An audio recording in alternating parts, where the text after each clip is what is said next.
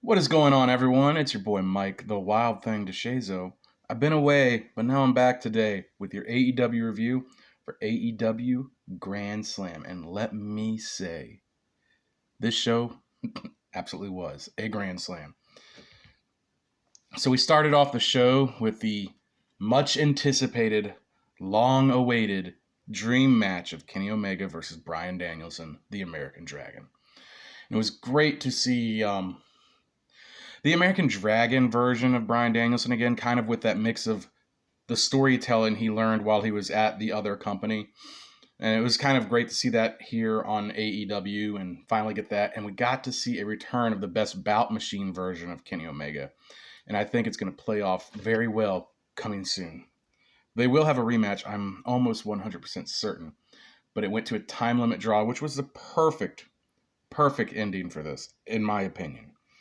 Following this up, we had the Super Elite come down to the ring when Bryan Danielson locked Kenny Omega into a label lock, and they hit him with a triple super kick. The Super Click did. The next segment was the CM Punk in-ring segment, which was the perfect segment to follow up with the hot crowd and keep them hot going forward. CM Punk is just amazing on the mic, and what he does, he's the best at it, honestly. And it's going to be great to see him on TV again Friday night at Rampage against Hobbs. Next match was MJF versus Brian Pillman.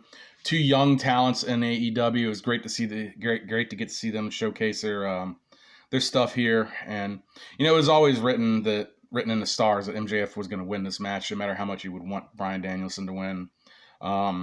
You can't have him lose to Pillman. And I said Bryan Danielson, didn't I? I meant Brian Pillman Jr. So, yeah, he was always going to win this, no matter how much you wanted to see Pillman Jr. win. MJF wins with the Salt of Earth. The next match was the Malachi Black versus Cody Rhodes, and Cody Rhodes definitely went full Homelander here. Kind of a little bit overbooked as a typical Cody match is, honestly, with the Brandy Rhodes coming into the ring and sitting down cross-legged and flicking off Malachi Black, and you have Arn Anderson. I'm almost certain that was a botch when Arn was trying to transition the ring and he just fell. And he got up on the ring and got knocked down, and then Malachi Black spit the black viscous mist into Cody Rhodes' face to get the win. Little odes to the Great Muta there. The next match was the tag team match with Darby Allin and Sting versus FTR. Now, obviously, you want to see FTR win this because they're a established tag team, and Darby is more of a Darby and Sting are more of an every now and then tag team, with Sting acting as like Darby's valet. But it's also the way that AEW books Darby right now, because they view him as a future world champion. They were going to win. I mean, Sting looked great. FTR probably was. I mean, FTR is so good they can work around anyone and make anyone look good, in my opinion. And they worked around Sting, and they had to be, living the dream working with Sting, because they're such aficionados of the wrestling business. And then that was Darby. There was a Scorpion Deathlock, and Darby hit a vicious coffin drop on Cash on the apron, and the Scorpion Deathlock to win.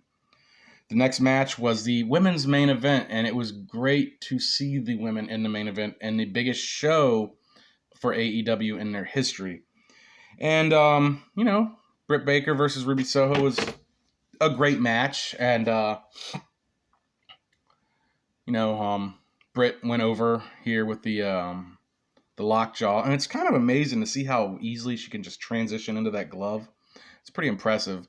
Obviously, I would have liked to have seen her win this without shenanigans from her cohorts, Rebel and Jamie Hayter. But it was great, 20,000 people strong, cheering for them. It was a hot crowd the entire night. All in all, this was a great show.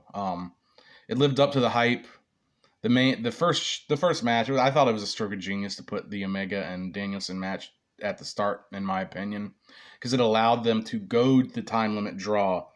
Whereas if they were to do it in the main event, there might have been something that went too long earlier in the show or something where they would have to, you know, figure something out, because they're like a 2 hour, they're hard 2 hour cutoff. They're not like the other company where they can go over by like 5 to 10 minutes. They don't have a necessarily set cutoff. All in all, this was a phenomenal show. I give it a 5 out of 5, solely based upon the incredible opening match. And every other match after that was good to great. If they didn't have the opening match, I'd probably say it was a 4. But that opening match, it was a banger. It was a banger. So, with that being said, I guess I should just do it this way. Keep shotgunning and keep stunting, baby. Wild Thing out.